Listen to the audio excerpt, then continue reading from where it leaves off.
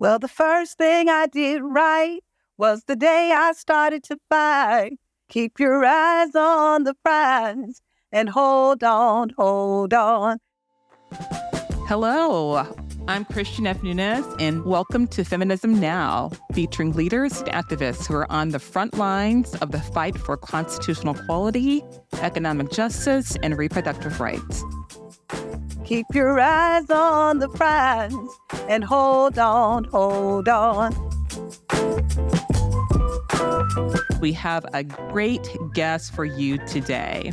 I'm here with LaTosha Brown, co-founder of Black Voters Matter. She is known globally as a thought leader to many people about her ideas on money, voting, and opening the doors to elevate people's voices in the U.S. I'm so excited to talk to LaTosha.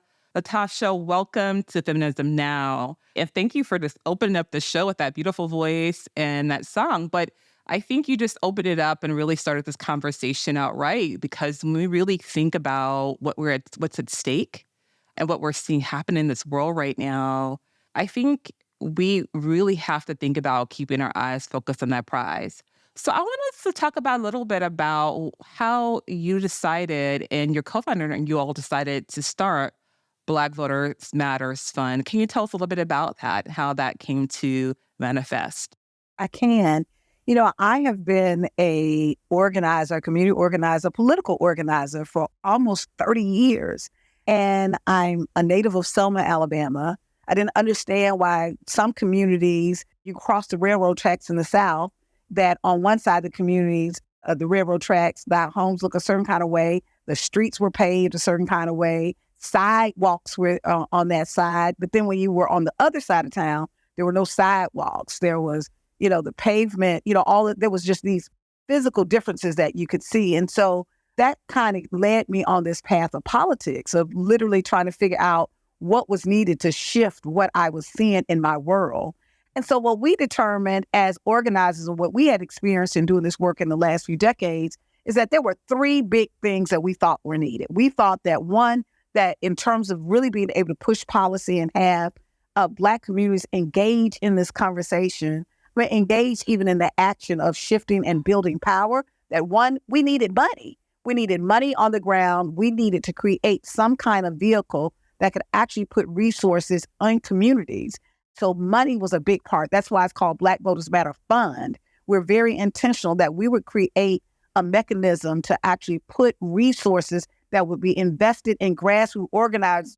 I call it the 3 M's. And so we wanted to create an organization that, one, would move money, second, that would actually help build movement. And then the third thing is we recognize that many of the messages that were coming out of the South, the messages around Black voters, that Black voters were in these red states or these conservative states, and that our voice didn't matter, or we were talked about as if we were just victimized and as we didn't have any power. And so our third focus and goal was, how can we shift the message? How can we shift a message that wasn't about Black voters not having any power, but literally would center that Black voters had power, we could impact and make a difference in the election. So it was about money, message, and movement building.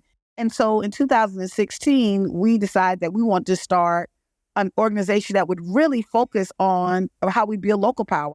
Our first investment was in a small community where we had done an analysis around Georgia, that the small seat in Georgia that actually could make the difference in elections around the state house seat.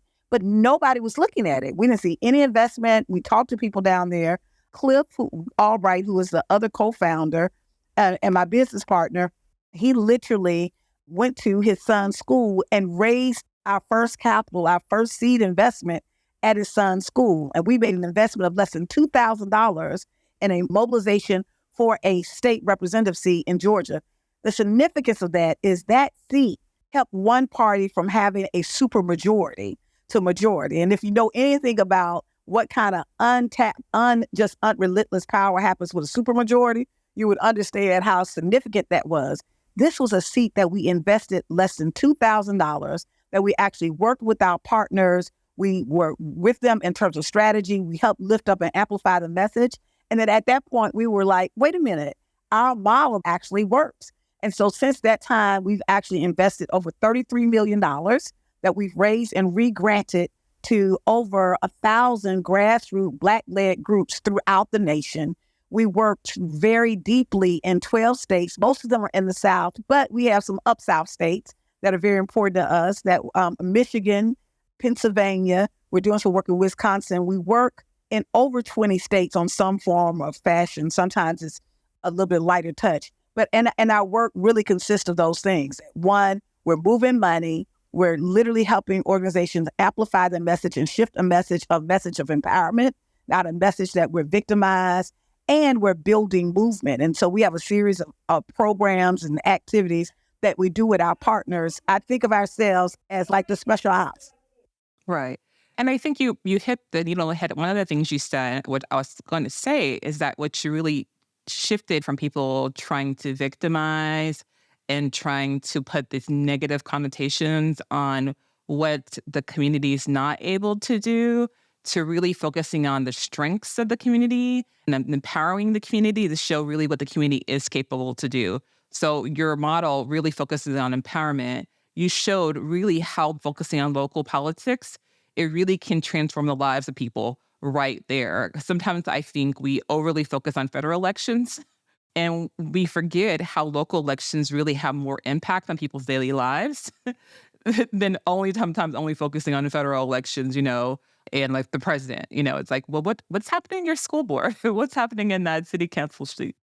It's so interesting because, if anybody's taken a political science class in Poli Sci 101, the first thing they tell you is all politics are local, right? But we operate as if only the presidential elections. That was part of the impetus of us starting Black Voters Matter, because we knew that on the local level, on the local and state level, many of these laws that have been very reactionary and very hurtful to our communities, literally, they come into play on the local and the state level. And for us, our politics can't just be contingent upon whether there's this charismatic candidate or not. That ultimately communities, that this kind of back and forth around, well, we've got to wait till the next savior rides up on a white horse to save us out of that. That is unacceptable. What we wanted to do is just shift the paradigm and say that this is really about power.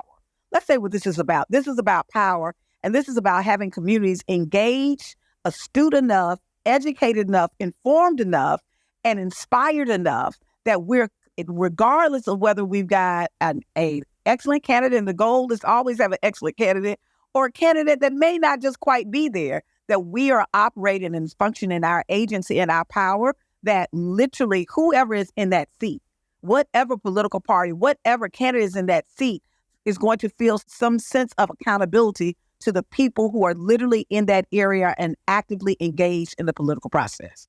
The work that you all are doing is so crucial because you're making sure that accountability is occurring. And I know recently we saw some things shifting and changing in Alabama, right?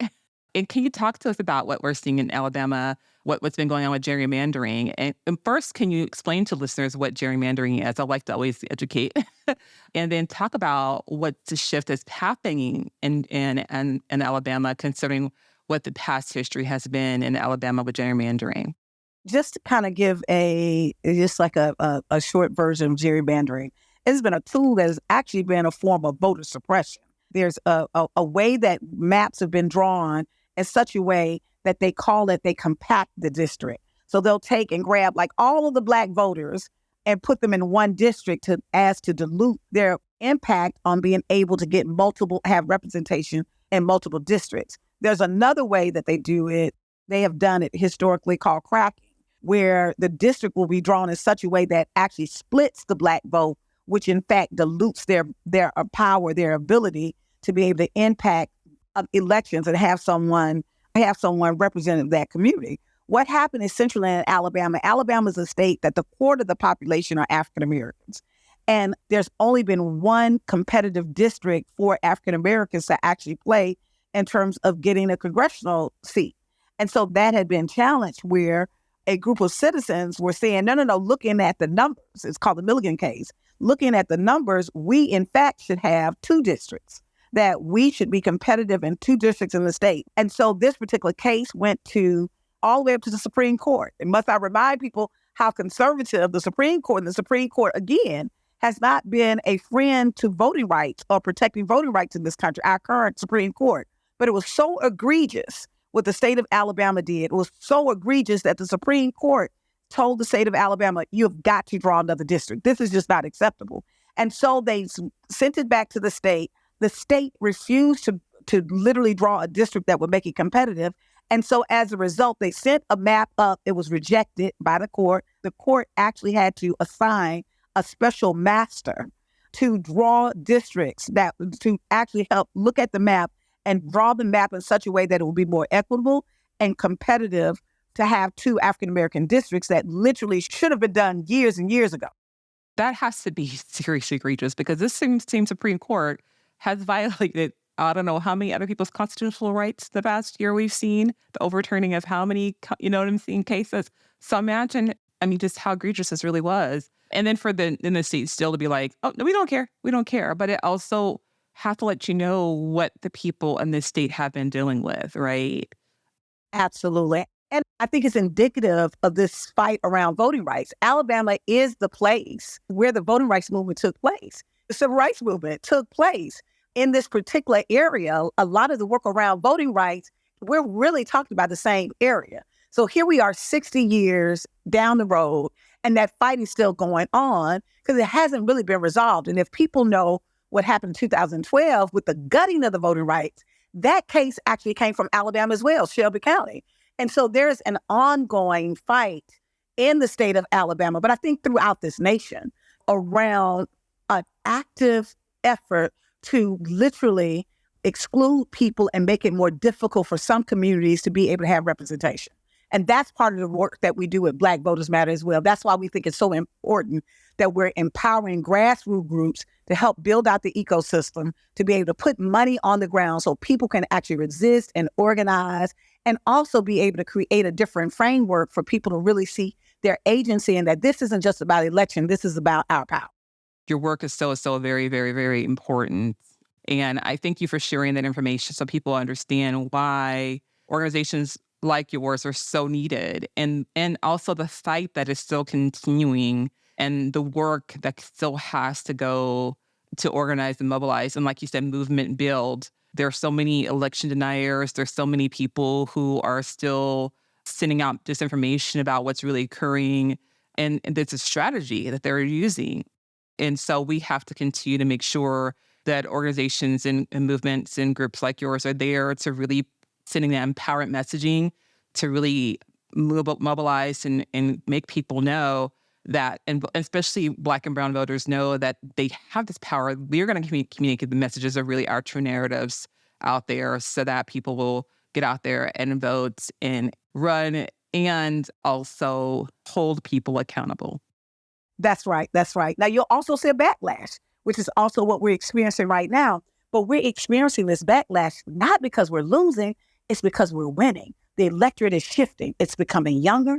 It's becoming more diverse. Young people are more educated around certain issues, and all of those things are going to change the political landscape forever. And there are those that are in power that know this and are willing to go through extraordinary efforts to really be able to stop it in any way they can.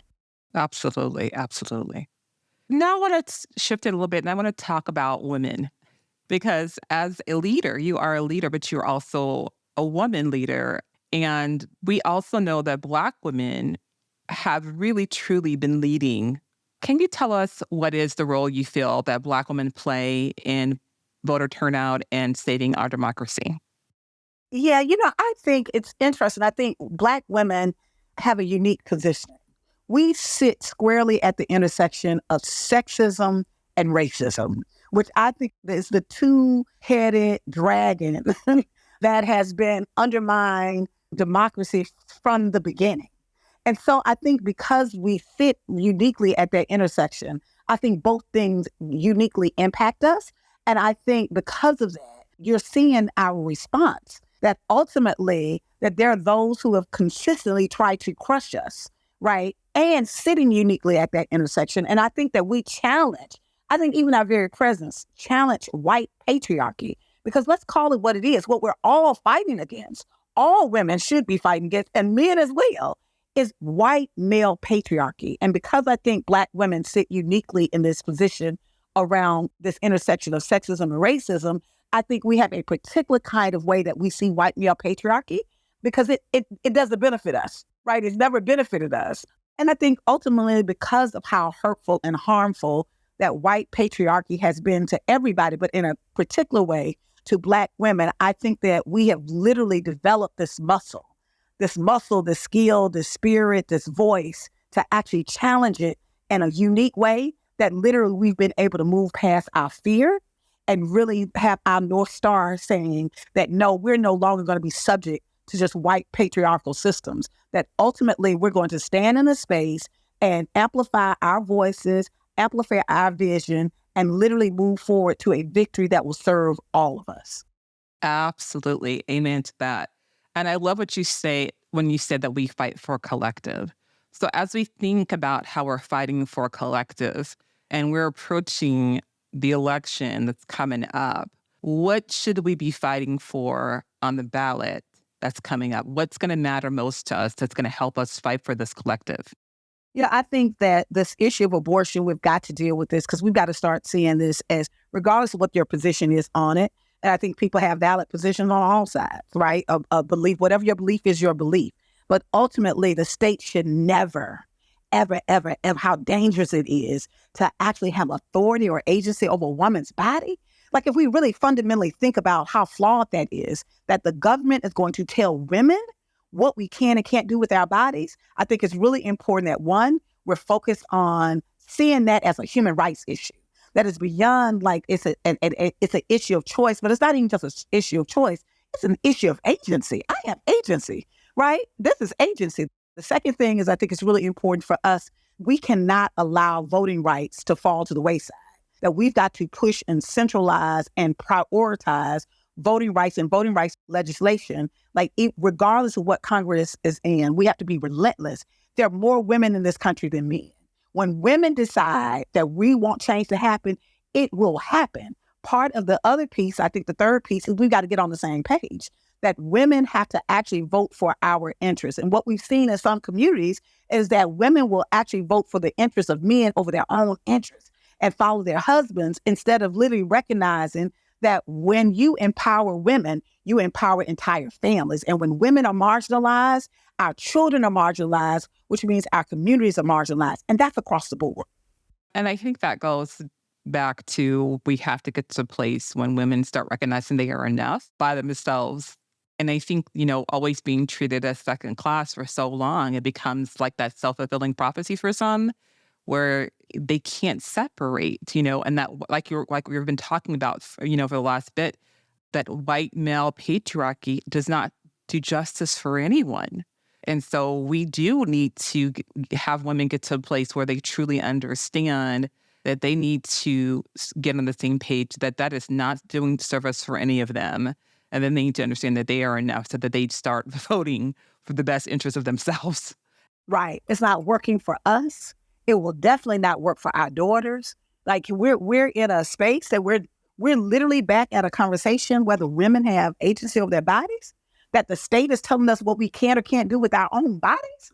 We have to really understand how intense that is and how dangerous that is, not just for that issue, but literally it opens up Pandora's box.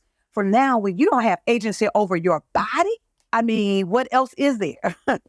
Yeah. And like you said, Pandora's box. And then who else are you going to come for next, right? And at what extreme?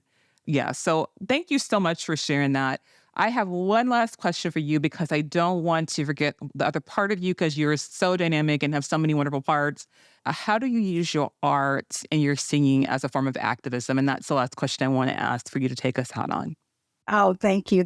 So there's three ways. One, I believe when I study movements, it hasn't just been the strategy of a movement that has made the shift. And I said this earlier, it has been the spirit of the movement. That part of allows us to survive, right? What makes us survive when everything around us is hopeless? Like its spirit is being tapped in. What makes someone who's actually gone through multiple assaults, someone who has had a horrendous childhood, someone who has actually gone through extreme abuse, what makes them survive? There's this human spirit that is inside us that allows us to survive. And so that's our greatest resource. And I think sometimes it's our most underutilized and untapped resource. And what music gives the opportunity to do for me, and I think for many others, that music gives us a moment just to tap into our humanity. Just to remember, a little baby, my grandson, before he could talk, he was singing, right? My mother said I was singing before. There's something about that is natural for us to kind of be tapped into like the rhythm of life, be tapped into something that goes, transcends beyond our politics, transcends around all of these labels that put us in, and that just allows us to feel, to be in touch with the feeling of our humanity. You know, if you're singing a song, there's nothing like our favorite song coming on and everybody's singing together in unison. There's something empowering in that process of us really to be able to just speak and speak and really be in art and be in community together. And I always tell people, culture will eat strategy for breakfast. You can have the greatest strategy, right? But culture is such a powerful tool for all of us because that's essentially how do we interact and relate to each other and understand each other. So those are all the reasons why music has been such a profound tool for my personal life, but also I think a profound tool and an underutilized tool for the work. Thank you so much for sharing this with us, LaTosha. We support you in the work that you're doing. And listeners, thank you so much for spending time with LaTosha Brown and I today at Feminism Now.